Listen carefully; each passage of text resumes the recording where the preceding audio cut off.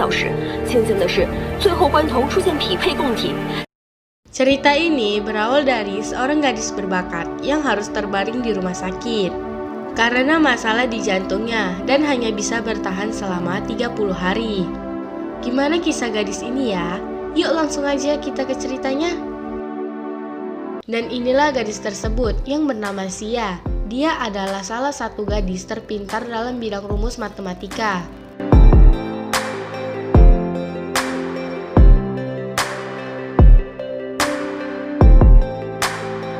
Kita juga dikenalkan dengan seorang pria yang bernama Ivan.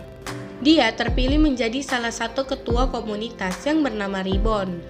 Ivan dan Sia adalah mahasiswa terbaik di kampusnya. Ketika di dalam kelas, seorang profesor perpustakaan yang bernama Pak Jo sedang menerangkan soal. Tiba-tiba datang seorang pria yang bernama Xiao Chu. Sia dan Pak Jo sudah sangat akrab dari dulu. Kemudian Pak Jo membawa Sia di dalam ruangan perpustakaannya yang ada di dalam asrama kampus tersebut. Di sisi lain, Xiao Chu mendatangi temannya yang bernama Jiang. Dia adalah salah satu ketua klub interns di kampus tersebut. Xiao Chu bilang jika dia mendengar ada mahasiswi yang baru saja mendapatkan pendonor jantung. Gadis itu adalah Sia. Sia bertemu dengan kepala sekolah di asramanya itu dan membicarakan soal beasiswa yang akan diberikan kepada Sia karena menjadi salah satu murid berbakat dalam memecahkan rumus matematika. Tetapi kepala sekolah tersebut memberikan berita buruk kepada Sia. Dia mendengar jika Sia dan ayahnya pernah terjerat kasus ilegal. Sia terkejut dan bilang jika selama ini dia dan ayahnya tidak pernah ada terlibat kasus apapun. Karena mendengar berita tersebut, Sia menceritakan kepada temannya dan terdengar oleh teman-teman lainnya. Mereka pun mulai menjauhi Sia. Ketika di perjalanan pulang, Sia dibuntuti seorang pria. Dia adalah Xiao Chu. Mereka terlihat adu mulut. 我跟你讲，你别乱来，我刚动过手术，还没完。 Karena Xiao Chu beranggapan jika jantung yang ada di dalam tubuh Sia adalah jantung temannya yang baru saja meninggal.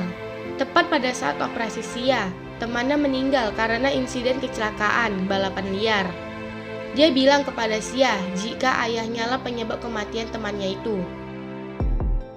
Sia kemudian mencari tahu siapa teman Xiao Chu yang meninggal itu. Saat melihat berita di laptopnya, Sia melihat jika teman Xiao Chu yang meninggal itu karena balapan liar dan sebuah kecelakaan.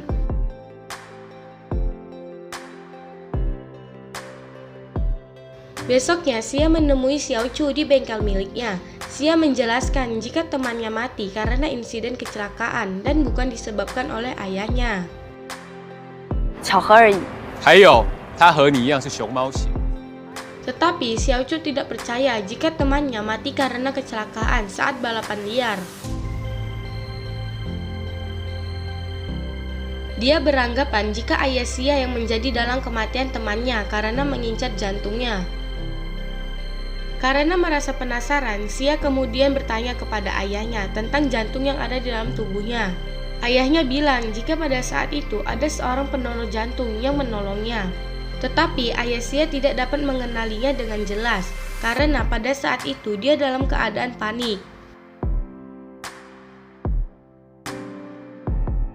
Saat di asrama, Xiao Chu kembali menyebar gosip jika ayah Sia lah yang menjadi dalang kematian temannya. Kemudian Ivan datang dan menjelaskan kematian temannya dalam rumus matematika. Dia berencana untuk membela Sia karena bakatnya dalam menghitung. Ivan dengan mudah menjelaskan kecelakaan pada saat itu dan dari keterangan polisi. 每年有20多万人死于交通事故，平均每天就有500多人。 Karena penasaran, Sia pergi ke sebuah perpustakaan yang ada di dalam asramanya. Tetapi seorang pria datang dan menyuruhnya keluar.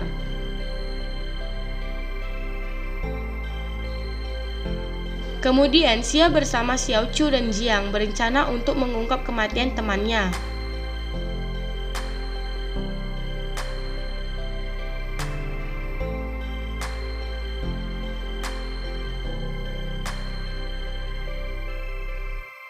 Karena merasa penasaran, mereka pun kembali masuk ke dalam perpustakaan itu.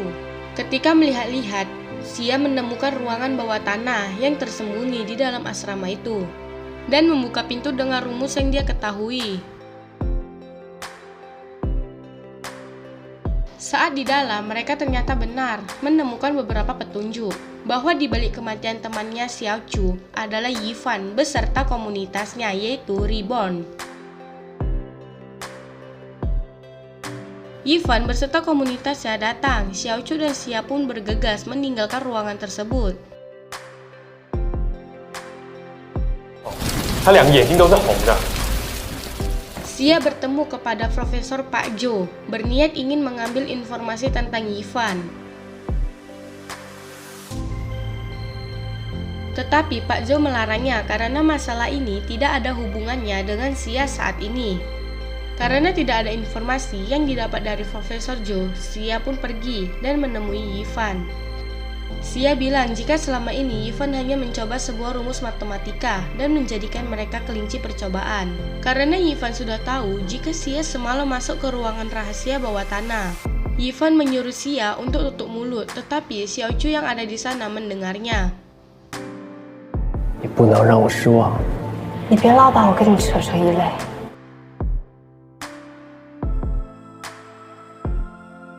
Perkelahian di antara mereka pun terjadi karena selama ini di balik kematian temannya ada hubungannya dengan Yifan.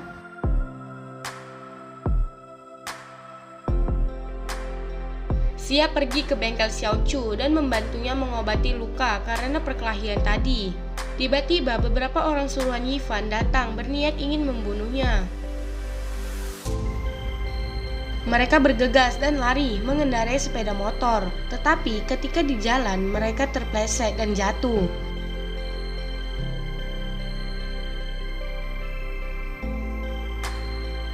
Xia kemudian melihat hal yang aneh di aspal tersebut dan mulai menghitung beberapa rumus matematika yang menyebabkan mereka terjatuh. Xia bilang jika jalanan tadi sudah dirancang untuk pembalap liar agar terpleset saat melewati jalan itu, dan ini pasti ada hubungannya dengan Yifan.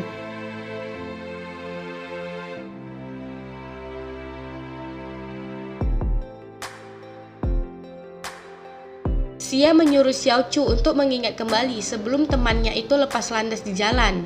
Tetapi pada saat itu dia tak menemukan hal yang aneh. Kemudian Jiang bilang ini adalah pembunuhan yang dinamakan tanpa jejak karena mengelabui polisi seakan-akan sebuah kecelakaan. 他临时请了事假， 不可能， Polisi datang dan tak disangka ternyata Yifan menjebak Pak Zhou yang seolah-olah menjadi pembunuh teman Xiao Chu. Karena pada saat itu Pak Zhou mengambil cuti tepat pada kematian teman Xiao Chu. Xia kemudian menangis dan tak rela jika Pak Zhou ditangkap.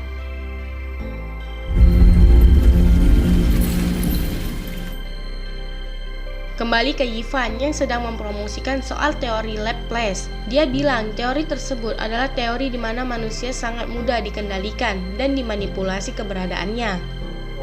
对人的心理需求有足够的了解，在合适的时机。 Xia kembali menemui Yifan dan memintanya untuk menghentikan percobaan yang dia buat selama ini untuk mencelakakan banyak orang.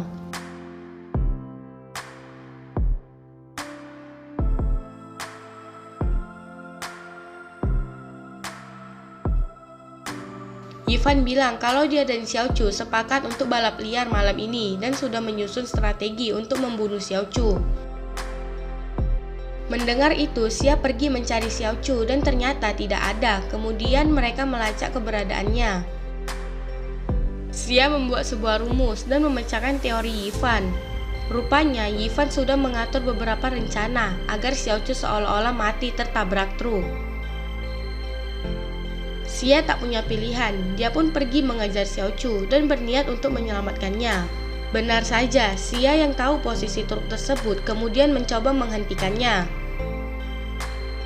dengan berdiri di depannya, dan benar Xiao Chu lewat pas truk itu berhenti.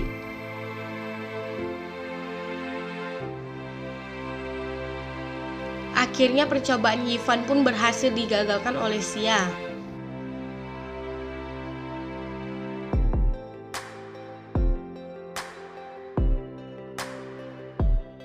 跳出他设计的游戏，其实他已经输了。 Mereka berdua pun selamat dan cerita pun tamat.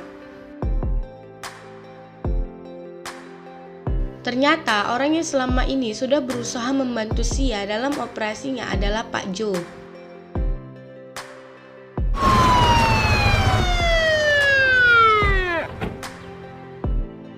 Semoga kalian terhibur ya dengan cerita kali ini.